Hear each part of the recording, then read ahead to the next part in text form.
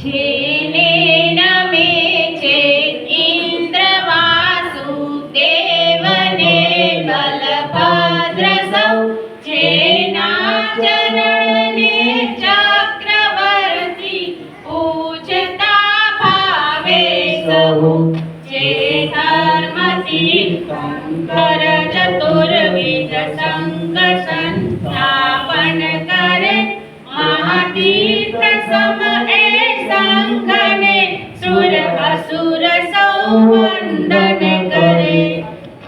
ઓહો રાજન, ભારતના ભાનુ પ્રકાશના પૂજ તીર્થંકર પરમાત્મા આપને આંગણે પધાર્યા છે. આપની ભૂમિમાં પાવન પગલા થયા છે. આ ચાતુર્માસમાં કંઈક ભક્તજનો પ્રભુ દર્શનનો લાભ લેવા આવશે. તો આ સાધર્મિક ભક્તિનો લાભ મને આપો. હે ઇન્દ્રદેવ, આપની વાત સાચી છે. મારું રાજ્ય નાનું છે, હું ખૂબ નાનો માણસ છું, એથી લાભ મને લેવા દો. પણ જરૂર પડે ત્યારે તમે તો છો જ ને. સરસ સરસ, ખૂબ સરસ. દિલના ઉછળતા ભાવથી સૌની ભક્તિ કરી એવા આશીર્વાદ. શીતલ કરુણ જેમાં રહ્યો, શીતલ પ્રભુ મુખ રંગ, આતમ શીતલ ભણી પૂજો હરિયા અંગ. ઓમ હ્રીમ શ્રીમ પરમ પુરુષાર્થ પરમેશ્વરાય જન્મ જરા મૃત્યુ નિવારણાય શ્રીમતે જિનેન્દ્રાય વંદનીય મહેશ્વાહા.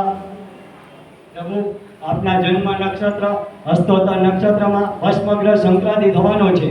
આ ગ્રહ 28,000 વર્ષ સુધી આપના સાધુ સાધ્વીજીઓને અને ધર્મસંઘને બાધા ઉત્પન્ન કરશે. માટે આપ થોડું આયુષ્ય વધારો. તે ગ્રહ જન્મ નક્ષત્રમાં સંક્રમે ત્યાં સુધી આપ રહો. તે ગ્રહ પર આપની દ્રષ્ટિ પડશે તો આપના પ્રભાવથી તે નિષ્ફળ જશે અને આપનું શાસન નિરાબાદ રીતે જયવંતું રહેશે.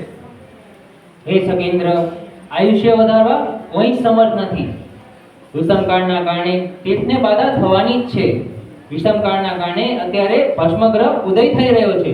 તેમ છતાં મારા નિર્વાણ પછી 21,000 વર્ષ મારું શાસન ચાલશે અને ધર્મની ઉન્નતિ રહેશે. વંદનો આપના ત્રિકાળ જ્ઞાન અને દર્શનને.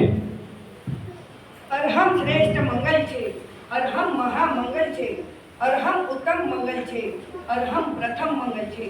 અનંતના કલ્યાણ પર રત્નાકરના રત્નાત્રય, ત્રિલોકના તારણહાર એવા પ્રભુ દેવાધિદેવ, આપની આપ માંગુ છું સેવા. આપનું તણું આપે છે સુખ ખાતા, આપના દર્શનથી સૌ પાવન થતા. બોલો માઈ સ્વામી ભગવાન કી જય. સમોસરણના આહલાદક વાતાવરણમાં દેવ દેવીઓની સંગાથમાં જ્ઞાની ધ્યાની તપસ્વી અણગારોના